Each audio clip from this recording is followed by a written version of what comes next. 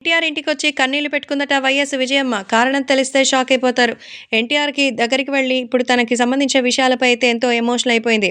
షర్మిల కాంగ్రెస్ పార్టీలోకొచ్చిందని తెలిసి జగన్మోహన్ రెడ్డి దగ్గర నుంచి చాలామంది వైసీపీ నేతలు ఆమెను అనరాని మాటలు అంటున్నారని, ఇవన్నీ తలుచుకుంటే ఏం చేయాలో అర్థం కాని పరిస్థితి ఉందని, ఒక పక్క ఏమంటే వైసీపీ పార్టీకి సంబంధించి మరి సపోర్ట్ చేయలేదని జగను, అలాగే ఇప్పుడు కాంగ్రెస్ పార్టీలోకి వచ్చి సపోర్ట్ చేయలేదని షర్మిల, ఇద్దరు కూడా ఇబ్బంది ఫీల్ అవుతున్నారు.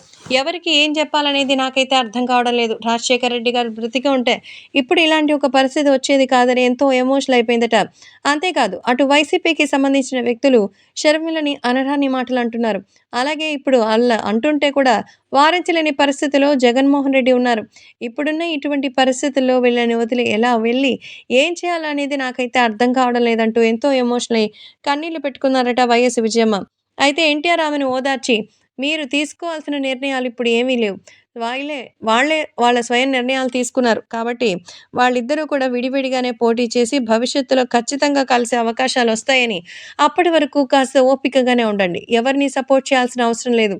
మీకు ఇద్దరూ కూడా ముఖ్యం అనుకున్నప్పుడు, మరి ఆ ఇద్దరికి సంబంధించిన సొంత నిర్ణయాల్ని గౌరవించండి. పరిస్థితులు అవే చక్కదిద్దుకుంటాయని జూనియర్ ఎన్టీఆర్ విజయమ్మను ఓదార్చారట.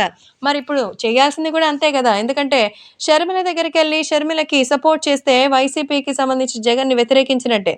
అలాగే జగన్‌కి నేరుగా సపోర్ట్ చేస్తే షర్మిల పరిస్థితిని అవమానించినట్టే. అందుకే నిజంగానే ఎన్టీఆర్ ఇచ్చిన సలహా గొప్పగా ఉందంటున్నారు ఆడియన్స్.